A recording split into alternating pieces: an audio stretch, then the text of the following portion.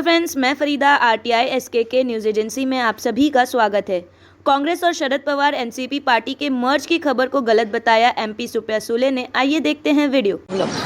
Ma'am Hindi में जानना चाहिए आज नाही, पहिला पूरा मराठी होणे दीजिए। त्या दिवशी आपल्या वतीनं सर्वोच्च न्यायालयामध्ये याचिका दाखल करण्यात आलेली आहे। काय महत्त्वाचे मुद्दे त्यामध्ये टाकण्यात आलेले आहेत? महत्त्वाचा मुद्दा एवढाच आहे की फार त्याच्यात रॉकेट सायन्स नाही आहे की राष्ट्रवादी काँग्रेस पक्षाची स्थापना आणि फाउंडर मेंबर आणि प्रेसिडेंट हे आदरणीय पवारसाहेब आहेत, कालही होते, आजही आहेत आणि उद्याही राहतील। त्यामुळे फाउंडर मेंबरला ज्यांनी पक्ष स्थापन केला त्याच्याकडून पक्ष हिसकावून घेण्याचं पाप हे अदृश्य शक्ती करते आहे आणि हा पक्षावरच फक्त नाही पण महाराष्ट्राच्या अस्मितेवर आणि देशावर एक नवीन पायंडा पाडतायत। कारण का एखादा निर्णय हा फक्त राजकीय किंवा सामाजिक असेल तो काय त्या व्यक्तीबद्दल सीमित नसतो, ते पुढे इतिहासात त्याची नोंद होते।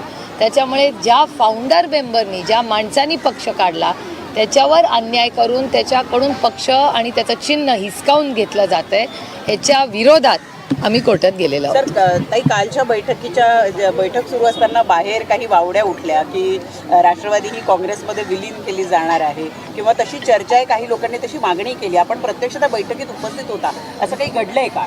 माझी विनंती राहील की ज्यांनी पहिली स्टोरी ब्रेक केली ना त्यांना माझ्या खरंच मनापासून एक म्हणजे विचारत नाही आहे ते आणि मी फार कुणाला काही ॲडवाईस द्यायला जात नाही, पण राहील की स्वतःच्या क्रेडिबिलिटीची तरी असल्या वावड्या उठवू नका। एक शेवटचा प्रश्न होता की महाविकास आघाडीमधनं महाविकास आघाडीचे लखतर होताना दिसत आहेत, कारण आता अशोक चव्हाण बाहेर पडल्यामुळे कुठेतरी काँग्रेससुद्धा जे आहे त्यांना विचारमंथन करावं लागतंय, त्यांचे काही आमदार फुटून बाहेर जातील अशी सुद्धा चर्चा आहे। हो, ते काँग्रेसच्या विरोधी जात नाही आहेत, उन्हाळा वाढलाय आणि आईसमुळे म्हणजे बर्फ आईस, आता पुऱ्या महाराष्ट्राला आईसचा अर्थ माहिती आहे आणि मला नाही वाटत चॅनल्सला माहिती आहे, बच्चा जानत आहे की कशामुळे लोक कुठला पक्ष किंवा विचारधारा सोडतात।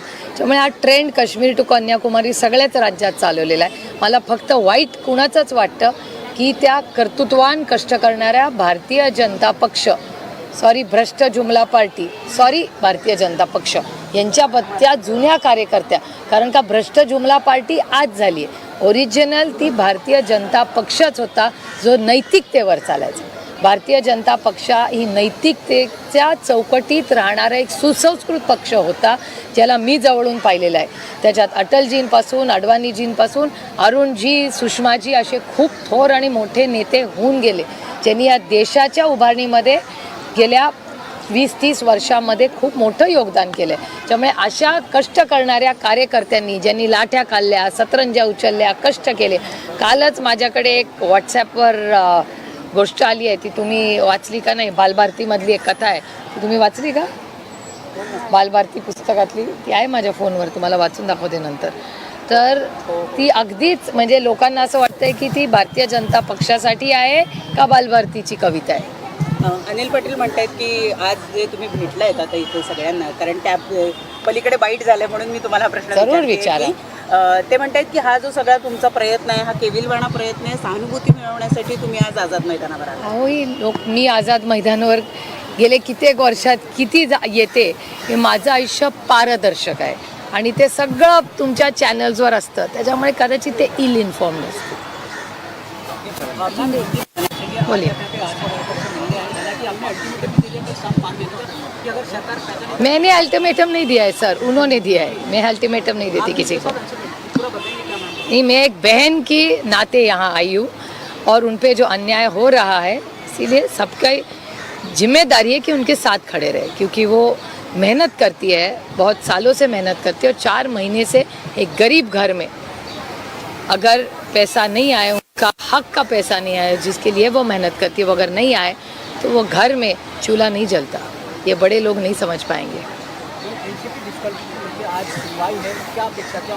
मेरी कोई उम्मीद नहीं है, मेरी उम्मीद ही नहीं है उनसे कुछ।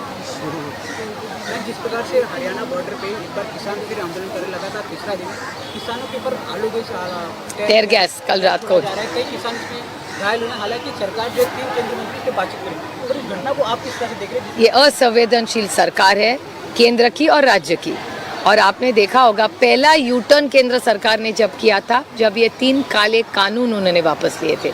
तो अगर इस सरकार को किसी ने झुकाया है तो वो इस देश के किसानों ने किया है, और किसानों की ताकत कोई भी सरकार से ना डरते हैं वो।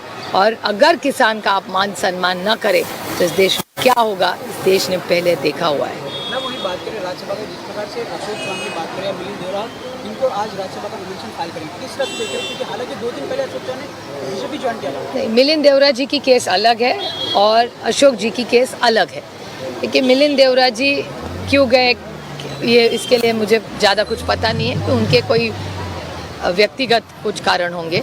लेकिन अशोक चौहान जी की मुझे आश्चर्य लगता है, क्योंकि वाइट पेपर में मैंने मेरे कानों से ही पिछले हफ्ते में डिबेट पार्लियामेंट में सुनी थी, और जो लीड स्पीकर थे भारतीय जनता पार्टी के, भ्रष्ट जुमला पार्टी के, उन्होंने वाइट पेपर में, आप अगर देखें तो वाइट पेपर पे वो पॉइंट है, आदर्श घोटाला और अशोक जी का नाम, ये भ्रष्ट जुमला पार्टी मतलब भारतीय जनता पार्टी ने पार्लियामेंट में फ्लोर ऑफ द हाउस पे आरोप किया था। आरोप मैंने नहीं किया था, भारतीय जनता पार्टी के लीड स्पीकर ने किया था, और निर्मला जी ने नाम नहीं लिया था, लेकिन आदर्श घोटाले के बारे में निर्मला जी भी फ्लोर ऑफ द हाउस पे बोली थी। तो ऐसा एक नया ट्रेंड आता है कि पहले आरोप करें और 8 दिन के बाद उनको उनके पार्टी में ले ले, ऐसा एक नया ट्रेंड बीजेपी ने शुरू किया। क्या आपका एनजीओ है और काम करने के लिए डोनेशन चाहिए, लेकिन 12 ATG सर्टिफिकेट नहीं होने की वजह से डोनेशन नहीं मिल पा रहा है? तो आप RTI SKK एजेंसी से संपर्क करें। RTI SKK एजेंसी से संपर्क करके 12 ATG सर्टिफिकेट बनवा सकते हैं। उठाए फ़ोन और लगाएं कॉल 9769025411।